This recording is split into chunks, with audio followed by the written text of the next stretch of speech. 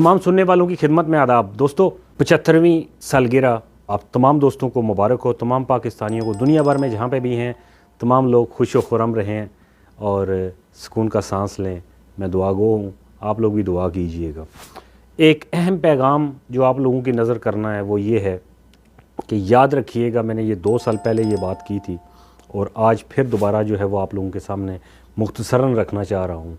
मैंने पाकिस्तान के बारे में ये बात की थी कि 1947 में पाकिस्तान आज़ाद हुआ था और ये बात भी याद रखिएगा कि ये हमें रमज़ानुल मुबारक की एक रात को खुशखबरी हमें मिली थी। रमज़ानुल मुबारक को कभी नहीं भूलना और 1947 के डिजिट को कभी नहीं भूलना। 47 का डिजिट मैंने ये कहा था कि ये रिवर्स होगा, 74 में आएगा।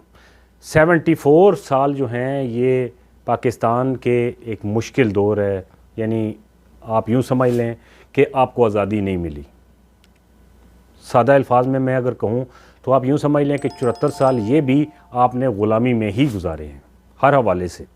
अब ये होगा 74 के बाद जो मैंने कहा था कि जैसे ही ये 47 का डिजिट रिवर्स होगा 74 में, तो फिर पाकिस्तान के अंदर जो है वो तब्दीली नज़र आ रही है।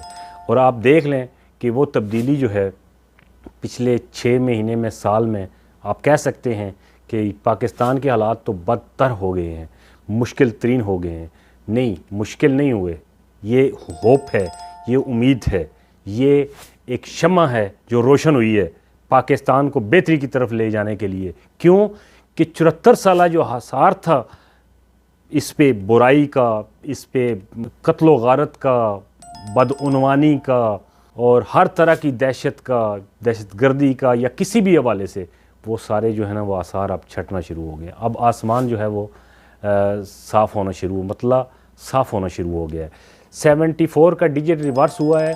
उसके बाद जितने भी हालात अब आप लोग देख रहे हैं, ये बेसिकली सियासत के अंदर बड़ी तब्दीली, तमाम पुरानी पार्टियां ख़त्म, नई पार्टियों का सामना इमरान खान आपके सामने है। और देख लें कि वो पिछले जो 2-3 साल रहा है वो भी पुरानी सियासत की तरह से उसकी एक कश्ती जो है वो चलती रही, लेकिन डवाडोल थी। लेकिन अब वो कम्प्लीटली जो है ना वो उभर के सामने आया है। इसी तरह से जो ताकतें हैं जिन्होंने पाकिस्तान को यरगमाल बनाए रखा, चाहे वो पाकिस्तान के अंदर की सियासतें हैं या सियासतदान हैं या पाकिस्तान से बाहर की ताकतें और सियासतदान हैं, ये सारे लोग जो है ना इनका अब ख़ात्मा है, चिराग बुझने को है। और जब चिराग बुझने को होता है तो आखिरी दफ़ा वो फड़फड़ाता है और उसकी रोशनी जो है आप पूरे कमरे में ज़्यादा देखते हैं, लेकिन बेसिकली वो फड़फड़ा रहा होता है और आखिरी 2-3 दफ़ा जब वो फड़फड़ाता है तो उसके बाद फिर वो बुझ जाता है। मैं मुबारकबाद देता हूँ आप तमाम पाकिस्तानियों को और मैं उम्मीद करता हूँ कि 75 कंप्लीट होने के बाद आप लोग जो हैं वो देखेंगे कि अगले साल, उससे अगले साल, उससे अगले साल, अगले 2-3 सालों में पाकिस्तान तरक्की की मंजिल पर गामज़ान होगा।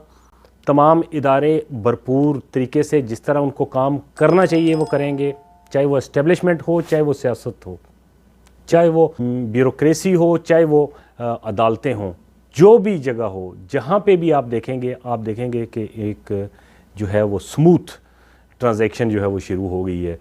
एक बिज़नेस के हवाले से, हर हवाले से इंशाल्लाह पाकिस्तान जो है वो अब आगे जाएगा।